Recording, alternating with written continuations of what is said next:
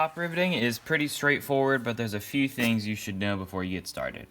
There's different size shanks for the different size rivets. So the larger the rivet, the larger the shank size. If you have a smaller one like this, which is an 1/8 inch, see the shank will fit right into the tip.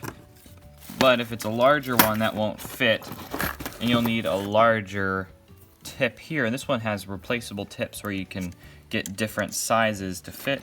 So if you've got 1/4 inch, 1/8 inch, or any different sizes, they'll fit in there. If I wanted to use this rivet with a bigger shank, you can see it won't fit into the tip. So what I'm gonna have to do is unscrew this one and screw in the one that's a little bit larger, and it's as simple as that to change them out. Now that we have the larger tip in, you can see this fits right in there, and then there's a mechanism in here that grabs onto the shank whenever you squeeze this, and it'll take that ball and pull it through, and that'll expand the rivet on this end, and that'll come all the way here until it makes contact with your piece of sheet metal, and once the stress gets too high, it'll break off this shank. To show you how it works whenever you pull it together, we're gonna use one of these dry.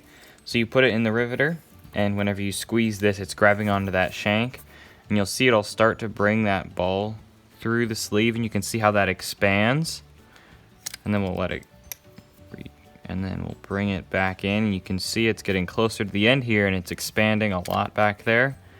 And then once at this point you'll be making contact with your sheet metal, you feel it start to build pressure, and then it'll snap off.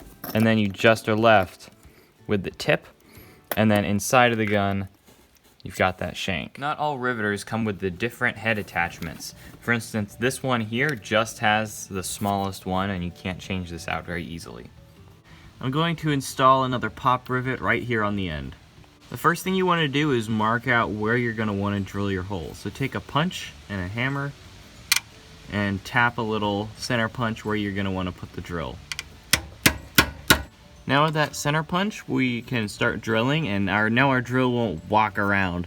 If you don't put that there, your bit tends to walk.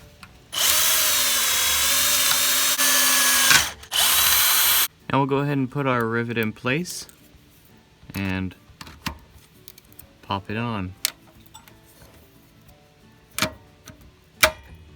So that's the basics of pop riveting. It's super simple, especially with sheet metal, and it'd be a lot easier than welding in some cases, and it will hold a lot of weight.